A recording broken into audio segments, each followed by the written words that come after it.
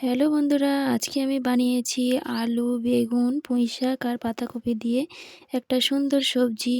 তো দেখুন বন্ধুরা, কত সুন্দর দেখতে হয়েছে। তো আমি কিভাবে বানিয়েছি দেখে নিন। প্রথমে আমি একটা কড়াই বসিয়ে দেব।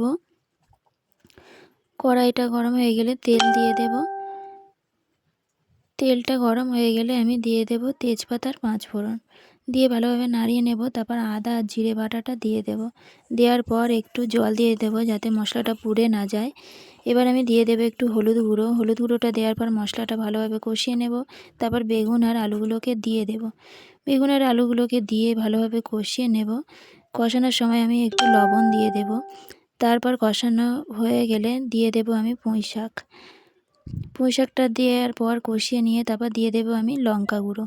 লঙ্কা গুঁড়োটা দিয়ে আমি ভালোভাবে আবারও কষিয়ে নেব। তারপর দিয়ে দেব আমি এই পাতাকপিটাকে।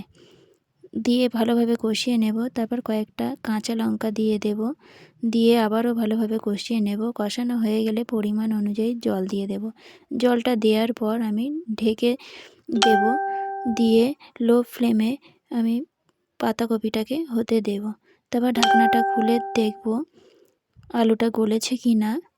তো আলু গলে গেছে। এইভাবে আমি শুকনো শুকনো করে নেব। তারপর জিরে গুঁড়ো দিয়ে নামিয়ে নেব। তো দেখুন বন্ধুরা, দেখতে কত সুন্দর হয়েছে। খেতেও খুব সুন্দর লাগে এইভাবে রান্না করলে। যদি ভালো লেগে থাকে লাইক, কমেন্ট, সাবস্ক্রাইব করে পাশে থাকবেন। বাই।